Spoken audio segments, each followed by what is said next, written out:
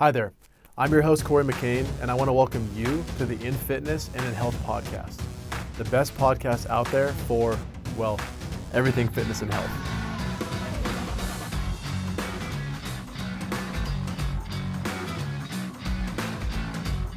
We'll be interviewing all sides of the health and wellness world, industry experts from celebrity personal trainers, all the way to some of the leaders of the biggest fitness tech companies on the planet. We're going to be diving deep into the corners of fitness to get a better understanding of the ins and outs of the body, the mind, and the business of fitness. This podcast is absolutely sponsored by WeStrive. WeStrive is the world's #1 platform for health and wellness professionals, including personal trainers, nutritionists, yoga instructors, and the like. Head to WeStriveApp.com and use promo code podcast50, that's podcast50, to get 50% off your first 2 months after your free trial. Now, let's get started with this week's podcast.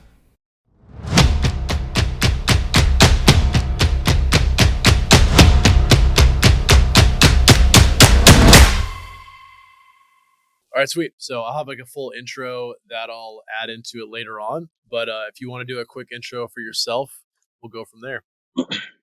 What, like who I am or whatever? Who you are, what you do, all that fun stuff. Yeah. Right on. Well, Dan Uyemura, CEO and a co-founder of PushPress, which is a boutique gym management software platform. Our job is to help boutique gyms build better businesses through automations and scaling. Been in this space. I don't know what you want to talk about in the future, but I'll just kind of preload it. Yeah. My background is basically this. Like, I was a computer programmer. I've been an entrepreneur my whole life. Went to college right around the time the internet blew up. Like, I graduated in 99 on the 6-year plan. Nice.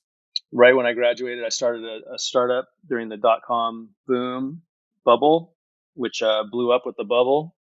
I felt really shitty about losing someone else's money because we had investors. Oh, blew up in a bad way. I think it meant Blew up in a bad way. Gotcha. Yeah. Okay. Yeah, we were actually building a site called Mixture.com, because I was right in college. So we were building like a college community that was basically MySpace without the third degree of friends. So we just you could friend people, but you couldn't see like their network of friends, which is where we missed. Yeah. And that I guess was decimated with the .com explosion. And so I went to go work for a bunch of startups because it kind of satisfied my need to be in the startup space and coding. Worked in the startup space for like another 8 years or so. And then had kind of like a midlife crisis and quit.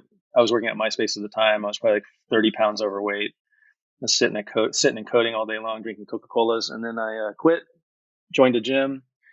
Loved it so much I opened a gym.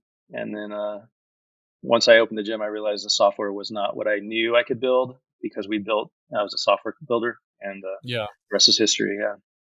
That's awesome. I always forget that you have a software background. And I also want to say that I've never known how to pronounce your last name.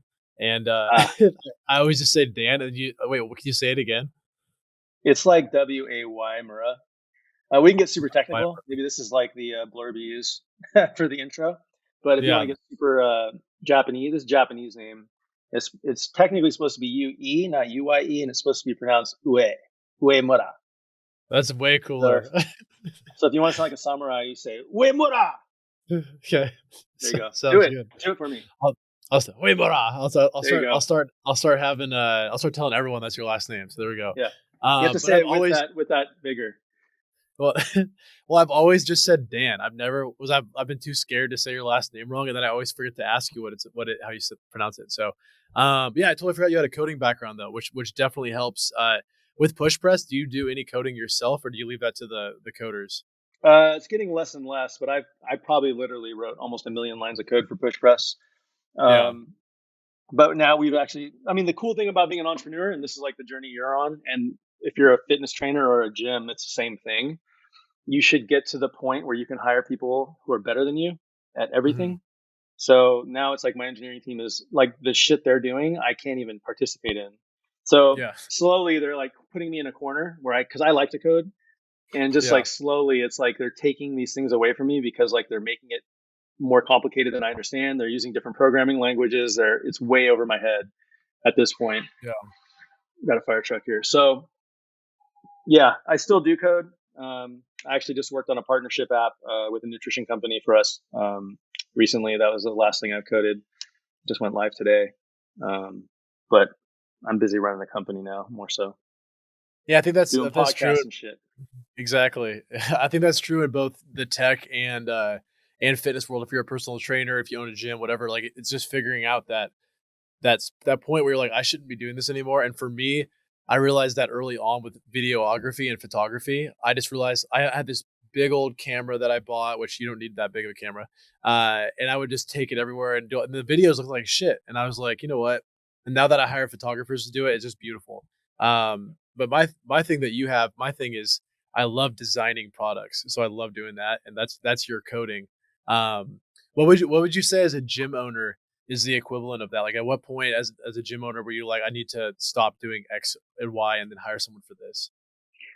Um, I mean, I knew it all along as a gym owner because as a gym owner, I was also building PushPress. And through Oh, the gotcha. journey of me being a gym owner, PushPress became more and more successful. So I had to focus less and less on the gym. So it became very clear to me that I had to hire people to run the Yeah. gym. We've always paid coaches in our gym from the get go. Mhm. Um, it's it's an easy concept to understand that you need to let go of the reins and hire people or get people around you to specialize in things. It's really hard to do Mhm. in practice. So if you're struggling with that out there, you're not alone. Like we've all gone through it. We all go through it. I still go through it. I still write code. I shouldn't. Yeah, exactly. Yeah, I still mess around with designs literally every single morning. So I need something that I need to stop doing. But when it comes to your gym, what was the name of your gym? Where was it at? So I had to. My first gym was LAX CrossFit, Okay. which was right by the LAX airport, and then the Was that second gym was. Huh? was it in El Segundo? Where was it at? Technically, it was in LA, but it was right around. It's basically at the 405 and the 105 interchange. There's a little Gotcha. industrial complex there. Oh, I Um, used to live right there. Yeah, very cool. Nice. yeah, and then the second one was called Torrance Training Lab, which was originally Fit Lab, but we got sued, and so we became Torrance Training Lab. Wait, who sued you? Wait, oh, isn't that a aren't they like a investment group or something like that? Oh, so that's the thing is, yes, they are, but they weren't around at the time we opened Fit Lab. I don't think. I'm Oh, pretty okay. sure they weren't. We got sued by this. This is a story. So there's a nutritional supplement company here in Torrance, in the same city as us, called Lindbergh Nutrition, and Okay. they own product lines that they sell in their store. And one of the product lines, the protein powder or whatever, is called Fitness Laboratories. Oh God, come Now, on. now this company, I mean, honestly, they wouldn't have sued us, but this company's headquarters was around the corner from the gym that we opened, right? Mm, So it was literally like the worst, just the worst set of circumstances, and they, told us we couldn't use the name and wow. threatened a lawsuit and all this stuff. So we just changed it. Yeah, That's annoying. I but had the same thing with Perfect. Yeah, my but original app. the irony of it is there's like 3 or 4 Fit Labs alone on the PushPress system. Like the Fit Lab is everywhere. Like gyms are Yeah, named Fit Lab all over the world, everywhere. And now there's an yeah, investment company called Fit Lab, and I just thought it was funny we got sued for it. We were just this tiny ass gym that had like 8 members at the time, so yeah. Like it's not even worth their time to do that. yeah, Yeah, it was ridiculous. it probably was just the vicinity thing. It was. So at what point did you decide that you were gonna leave the gym world and then 100% focus on push press? And why did you do it? It was just, I mean, dude, honestly, there were several moments I remember distinctly where I was like, I'm going to fold up push press and focus on the gym.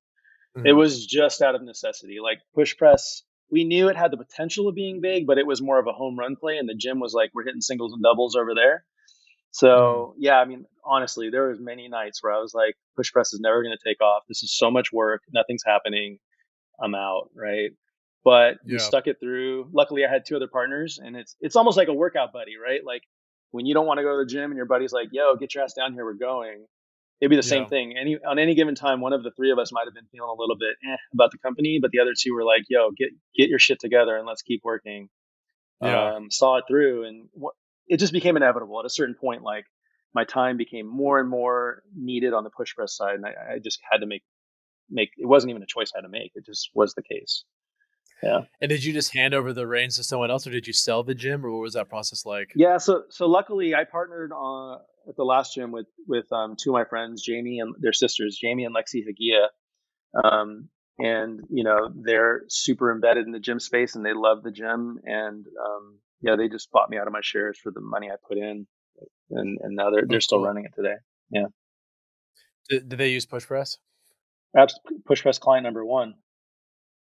I was Yeah. gonna say, I was like, if they didn't, we would have deleted it anyways. But okay, I'm glad, Yeah, I'm glad they do. they I'm do. glad they do use it.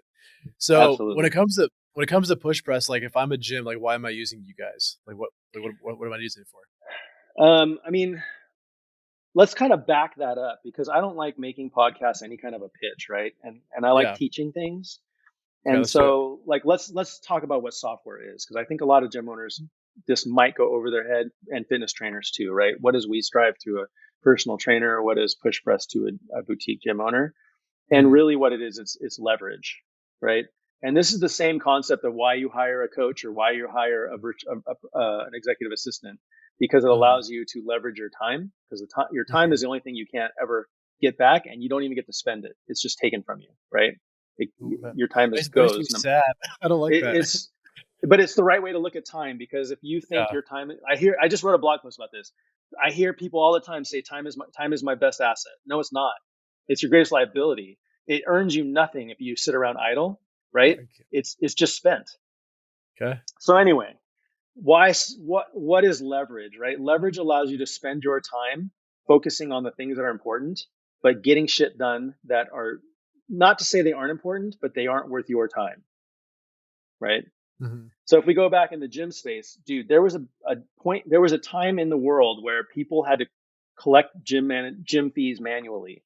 Like, oh, you're coming to my gym. Hey, um, you owe me $150. I need that $150. And then they might write you a check, and then you'd have to drive to the bank and cash it. And then, and then you would make a little entry in the journal, and then your coach would see that entry and know that they can come to the gym.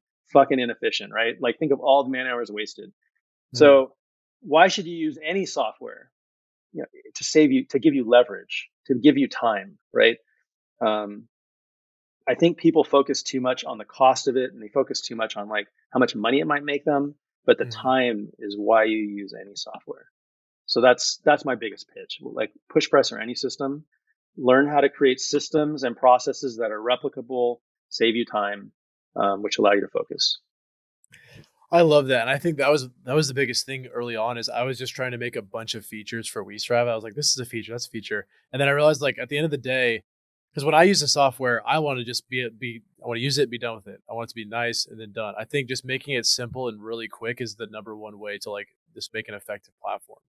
And it's beyond that. So yeah, when you actually have to go in, when someone has to go into WeStrive and actually interact with it, it should be quick at a minimum, right?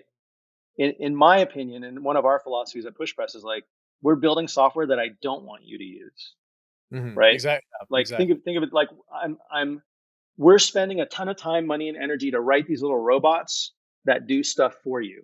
So Mhm, like, take billing for instance, and I'm sure it's the same on your platform. Like, we try and bill you for your membership.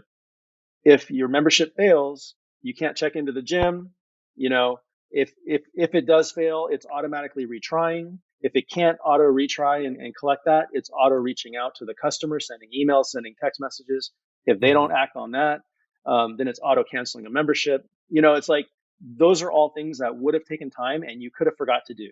Most Exactly. importantly, you could have forgot to do, right? Mhm, So it's creating replicable, perfect process that's executed the same way every time, mhm. without your interaction. And what is that? That's just a robot, Yeah, right? exactly, exactly. So the key to running any business is, you only have so much time, you only have so much attention, and you're gonna fuck shit up if you try and do too much. So you either buy or build. And in our world, people are renting the robots from us to do all of this stuff for them, so they can just focus on showing up to the gym and giving someone a high five when they do something amazing, right? Something a robot can't do. I like it. I like that. No, I mean, yeah, automation's the way of the future for sure, and I keep, like I'm forcing myself to add more of those Zapier integrations to our platform. How did COVID affect PushPress? Was it, like Was it rough? Was it okay? Good, bad? Like, where were you guys at with that? I mean, in hindsight, it wasn't as bad as we all thought it would be. Mhm. Gym owners were. I've already been swearing. I can swear, right? Gym Let's owners were. get bleeping them out. Yeah, you're good. Will you? This is a I mean, family like, friendly show. yeah, yeah. I mean, I I think mean, shit's okay, and then is a little like, yeah. oh man, I love wrong that word, guess. but whatever. Yeah. Um, Gym owners were pretty screwed, right? Yeah. Like, well, let's be clear about it, right? Like, super time of uncertainty. Their members were uncertain. They were uncertain. Their landlords were uncertain. Like, the one thing business does not like is uncertainty, right? Mhm. So it was a rough period. For PushPress, it was rough because of all the uncertainty, but we kind of rallied around what is inherent to us. I'm a gym owner. My co-founders are gym owners. My CRO is a gym owner. My support people are gym owners. We're all gym owners at heart. So when that hit the fan, Mhm. um, we just rallied the tents and we did everything we could to help the gym community because we cared about them. So for Mhm. us, it was actually really good in that regard, even though it was a bad time, because it was almost like well, CrossFit is like this, and the Army. This is a good example. The Army. The reason they put you through hell in boot camp is because when you come out of boot camp, people with shared experiences through like massive duress have bonds, right? Mhm. So this was a period of mass duress that we shared with our community. We put out a bunch of like how to get a loan, how to get through this, how to keep your members. Did a ton of webinars, had a bunch of guests on. Just did everything we could to get them through the pandemic. And I think it Mhm. really helped solidify our community and was an honest, genuine message that attracted a lot of clients to us. Yeah. Um, we actually, this is a fun fact, which I don't care if you cut this out, but just an interesting fact. We actually got a PPP loan during that time, and pretty decent one. And what we did is we just took a pretty major slice of that loan and just gave it to gyms. Right? I We love just created our own grant and we just said like in $500 increments, like tell us why you deserve a grant, and we just gave money away, I no love strings that. attached, no loan. We just were like, have some money, right? And Yeah. it was concepts like that that made a really shitty time okay for us, Mhm. you know. That's awesome. No, that's incredible. I mean, I wish we had like an extra dollar to give away, but I love that you guys were able to do that, and that's beautiful. And I mean, yeah, COVID definitely fucked up a lot of gyms, unfortunately. But yeah, like you said, I think everyone's gonna come out better. And I mean, even looking at restaurants, like I love how in LA they have all these beautiful outdoor dining areas now. It's Dude, just like, humans are so resilient. Like human beings are the cockroaches of the world. Like you throw a yeah, pandemic at us and we'll have alfresco dining up in the next month, right? Like we just make exactly, the best out of the worst, right? exactly, And honestly, like exactly. I hope they never take it away. All this outdoor dining in LA is amazing. I love it. Yeah, I was walking Yeah, through Culver City. I was walking through Culver City. I didn't even recognize where I was because there's just beautiful. The whole city is like shut down for outdoor dining. It was just amazing. yeah. So yeah, I absolutely love that. What are going on to a personal level? Like, what are your personal workouts like? Like, what do you like to do in the gym? I actually do quite a bit of different stuff, and there is no regular, I guess, regimen to it.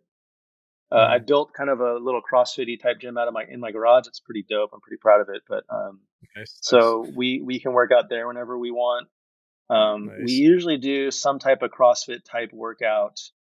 I'd say 3 times a week, maybe 4. I just joined a yoga studio up around here. nice, Shout out to Kefi Yoga. She's like a new upstart, like my blood. Like she's someone who loves yoga who opened a studio and took a risk, and she's trying to do it. So join nice. that. I do that like once a week. Um, what else do I do? I do endurance running. I haven't done it much in the last month or two, but I ran like 450Ks now. Nice. 50K. Oh, yeah. So How many 50Ks, okay. 30 point something, 31 miles. That's crazy. Yeah. Yeah. Oh, So and let me make my pitch for running, because most people who aren't runners hate running. Do you like running? Oh, you like running? You run. I ran a marathon last year and I died. I literally died, but I did it. Well, you probably So, tried to run it fast. uh, you could What was say your that. time? No, no, I had really shitty shoes. I had shoes that Oh, my ex had bought at the Goodwill. They were Nike Frees. dude. And they were like 8 years Nobody. old. And so Yeah. now I have Brooks, so I'm fine. Shout out There you Brooks. go. Brooks is sponsored. I'm just kidding. No. But my buddy works there. I try to get a sponsorship, but I can't get one yet, so I'm still working on it. But yeah, now I have Brooks and I'm fine. But I lost 6 toenails. I had to limp the last 4. I like limped, but like I got a little emotional because I finished it and I never thought I could do a Yeah. marathon. So That is one of the things about these long runs. So I do it for 2 reasons personally. One, I like to do trail running, or at least running that's not city running. So I live same. at a foothill of a town, and I run up into the hills a lot. And then all these races are out in the mountains, right? So it's out in the wilderness. So one, it gets me into the wilderness. So I try to live a life of efficiency, right? So what I like about running is it does 3 things for me at once. It's fitness, I get to get out in the wilderness, right? And the third thing, and that's the most important thing, is I get to become a better human being while I do it. Meaning, I always listen to a podcast, a book, like I'm learning while I'm running. So I'm really doing 2 things at once. Like I'm getting fit, I'm trying to have some level of fitness, and I'm learning at the same time. I also take meetings while I run. It tells you I don't run fast, but I'm just out there, right? I've tried doing that, but I'm like, yeah, like this You just mid can't run call. fast. Yeah, Can't run that's fair. fast. Yeah. So when I run, I don't run for speed generally. I just run to be out there. Um, so I think I try to make the pitch whenever I talk to people. Like, if you're an entrepreneur and you're trying to like read books and become like take time to become better, why not do that while you're actually running? I Like, get 100% out and agree. get some fitness too, because most people in our shoes who run businesses don't spend any time doing fitness, right? So go walk and listen to a book. Don't just sit around and listen to a book or read a book. Like, do something while you do Exactly. Exactly. Yeah, I try on days where I'm not doing like a heavy workout, I like to put on like that book I showed you, Traction, that I really like right now. Just like listen to that as a podcast. But then like I don't know, cute girl walks by, I want to hit a bench max. I gotta throw on some I don't think listening to books works in a gym. I Like, just I it really too much lowers mental my distraction. yeah, no, exactly. So I try to, but like I usually end up switching like 10 minutes in, but I do especially well when I'm warming up it works well. I don't know, cooling down sometimes, but I do my Try it. best. Listen to some books while you run. Like, Yeah. your running time is going to go down because you're going to be focused on the book, Mhm. but also you won't realize how far you ran because you're going to be so focused on the book. I'm gonna start doing it. When I did the podcast, I had to listen to what's that guy? Bald black dude, ex Navy SEAL, marathon, like crazy, not Oh, marathon. Rogan. Uh, yeah, David his Rogan, David Goggins. Yeah, I had to Goggins. listen. I listened to that 4 hour thing while I was running my marathon. I had to. I could not have gotten through without that. So back to your gym. So I wanted to open a gym as a kid, and then I shadowed this local gym. My neighbor like was one of the bigger Gold's Gym guys. He had all these franchises, whatever. Uh, and I just thought it was like really competitive. In our small hometown, there were so many gyms, and it was just so hard to like compete. I felt like so. How would you compare owning a gym competitive wise to owning a gym software competitive wise? Uh, owning like, okay, so I think if you know what you're doing, you can crush it owning a gym. The problem is most gym owners, first of all, only care about training, or that aspect of training. They don't care about business, right? Yeah. And secondly, the financial incentive is way lower, so it's hard to make a justification to spend a bunch of time learning to be a really dialed in business person, Hmm. right? But that being said, the bar is so low that if you just understand basic marketing principles, basic retention principles, basic unit economic principles, Hmm. just basic sales process, um, basic. So, one thing, you're a product guy, so you'll appreciate this. One thing I realized most gyms don't do, and we did at Torrance Training Lab only because my business partner is a product guy, Hmm. is like he would actually look at every aspect of the gym from the lens of a customer. Hmm. Like, when I park my car, how do I feel? When I walk to the front door, why is there a dog shit that's been there for 3 months? Like, that's gross, right? Like, a bunch of stuff gym owners don't look at, right? Like, Yeah. like Yeah. the front window is dirty.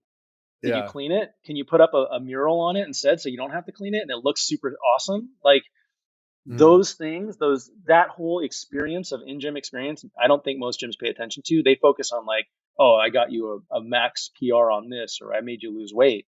But they're not Mhm. thinking that like I always relate gyms to coffee shops because coffee shops get it. Like if you go Yeah. to a good coffee shop, the coffee is they're all kind of the same. They're all like, especially these really fancy ones are good. It's good. It's better than Starbucks, but it's like Mhm. pure white. It's like a lot of what empty space, great lighting, flowers. You know what I mean? Mhm. It's the experience of it that you go for. It's really Mhm. not the coffee. The coffee Yeah. is the utility of it.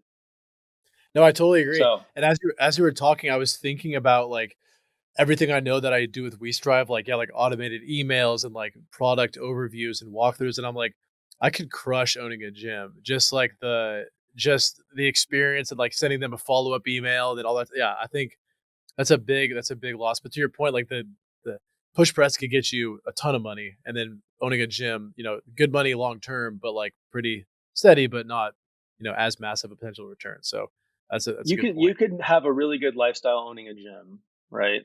Mhm. That's not to be overshadowed. Yeah. Um, But yeah, I think if you owned a gym, it would look nice, it would feel nice, it would be customer centric. Like looking at the WeStrive product and what you do, it's just inherent in who you are, right? There Mhm. are gyms out there that do it, and you'll see it. Like they'll have a really nice waiting room, they'll have a really nice, like make Mhm. people feel good. But for the most part, I think gyms in general are just, especially the gyms that are in my neck of my industry, Mhm. don't pay attention to that so much. And what's one thing that you would tell gym owners, like, coming into that you wish someone had told you before you opened your gyms? So the biggest one is sales. When I opened my first gym, we had what we called the no sale sell because we didn't want to sell. So we actually made a thing about it. And people would come in, they'd do our intro class, they'd kind of like get the feel for the gym. We would like teach them about nutrition, we would teach them about CrossFit, we teach them about this and that. They'd do this intro week. And the intro week we actually manufactured. It was awesome. It was like the first day they did this really basic workout.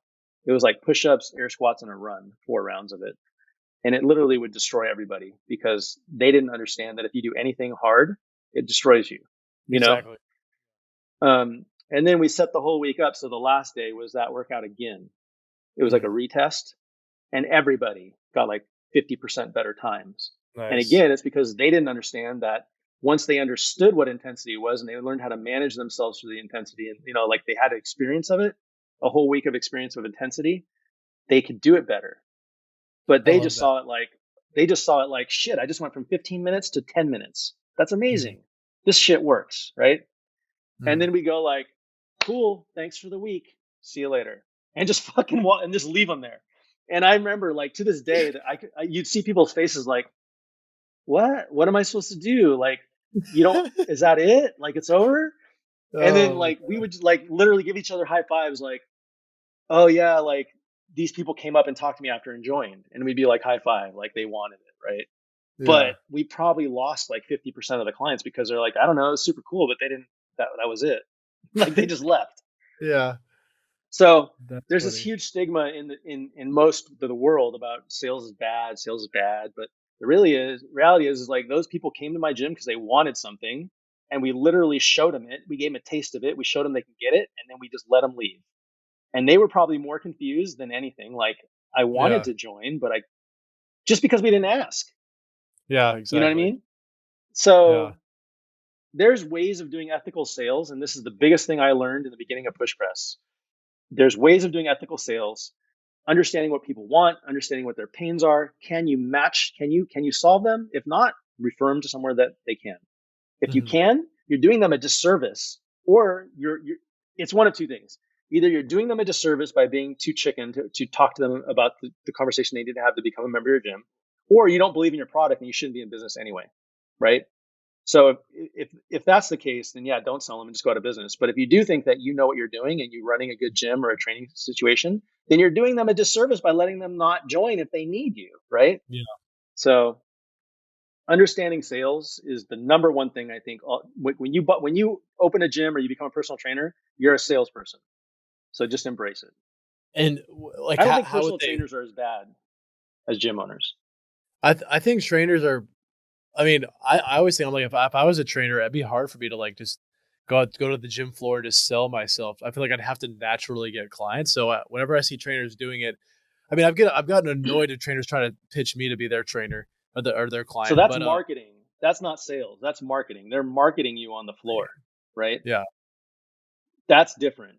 Um, Marketing's, I say sales first because if you can't close a sale, mm-hmm. you're dead, and you're gonna naturally get people find who are interested. Marketing is actually drumming up interest and creating interest. And yeah, like cold, like what they're doing is in our world, it's called outbound. They're just going out on the gym floor and just trying to like make you interested. That's not good, right? I Mm-hmm. don't think there should be we call it like attraction over promotion, right? Exactly, Like people exactly. should be, you should be doing things that make people like make you want to go talk to that person as Mhm. opposed to them shoving stuff down your throat. This guy at LA Fitness in Playa was literally I was mid squat and he was staring at me. He got right up in my face, just stared at me. I'm like, okay, what's going on? I racked the weight, and then he takes the 45 off when I do, and he hasn't said a word still. And I'm like, this is really weird. I do another full set, and then I finish my set, and I finally go like, "What's up, man?" He goes, "I want to be your trainer." And I was just like, "This is the weirdest thing that's ever had." It was like 3 minutes. He just sat like this and just looked at me. I was like, "This is not. I don't know who told you to do this, but please leave my area." But anyways, yeah. So that's what happened there. But so where do you see push press going in the next couple of years? Like obviously you guys have plans, so I don't see where you see, but like what are you guys building towards basically? Yeah. I mean, we haven't formally announced any of these plans. I'll talk about them here because it is what it is. Exclusive. I'll do a little Exclusive. like alarm thing. I don't know. Yeah. Um, what we are building towards at PushPress is basically the Tesla of gym software. And I think all software is building this way, in whatever vertical you're in, they're all kind of going this way. And the idea is if you want PushPress to do all the work for you, it will. Mhm. Um, and that's through a bunch of concepts and things that really, up until recently, have been too expensive or hard to build for specific niches like fitness. Like people like IBM and Ford were enjoying these things. Amazon and Tesla, obviously, where it wouldn't be cost effective to build at our level. Now it Mhm. is. So it would be ideas like this. You use big data sets, machine learning, like a lot of these big lofty buzzwords, but they work. To Hey, so Corey, your gym, I notice you normally get 9.2 leads per month, and now you're getting 7.1 leads per month. Seems a little bit dry. I'm going to take some of your blog posts, some of your Instagram posts, and some of your Google My Business posts. I'm going to mash them up, use your tone of voice, use your images, and automatically post a Facebook ad that goes to a landing page that PushPress automatically creates with an offer that we automatically create because we know this offer converts. And Mhm. then people are going to use that ad to book time, and they're just going to show up at your door.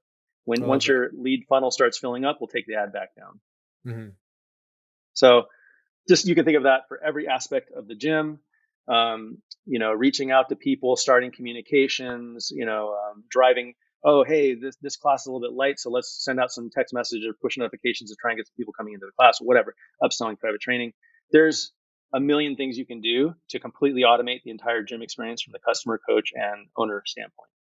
I love that. But if you're a if you're a Tesla owner and you like taking the curves on the mountain road and you don't want autopilot on, have at it. Like if you think you can do it better in the system, and you probably can if you focus on it, then you do it. Mhm. But if you want to just focus on, again, like what I said earlier, the whole concept is humans are really fucking good at doing certain things and they're really bad at doing other things.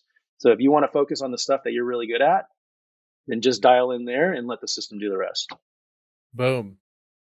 Bam. There it Push is. press. Well, I can't wait to check out all those updates. We have Dan Uyemura. Is that wait? What is it again? One more time. Ouais, ouais, Uyemura. Dan Uyemura. ouais. There you Dan go. Uyemura. Here with Push Press. And it's free to sign up, right? Free to sign up, get started. We do. Yeah, we have a free plan. Yeah, it's like Free to get started. completely free. And if you got a bigger gym, they're one of the most cost-effective automated gym softwares on the planet. So, is that a good pitch? Is that bad? Can I redo that? That's pretty good. No, that's good. Okay, sweet. There I we was go. just I was just checking out your Don't mic. I steal realized that. you got that nice Rode mic. Oh yeah, I mean it's not mine. I left my mic at home, and I have a full podcast studio here in Austin. So I was like, cool, this works Got for it. me. Works out, yeah. But yeah, Dan, it was awesome having you on. I just saw you like 2 days ago, but good to see you again. And yeah, thanks again. Right on, man. Enjoy LA while you're here. I will. I'm actually back in Austin already. Oh, you are? Yeah, I'm already Oh, back. shit. Yeah, there we go. Back in the office. So there we go. Okay. Thanks again, Dan. All right. Yeah.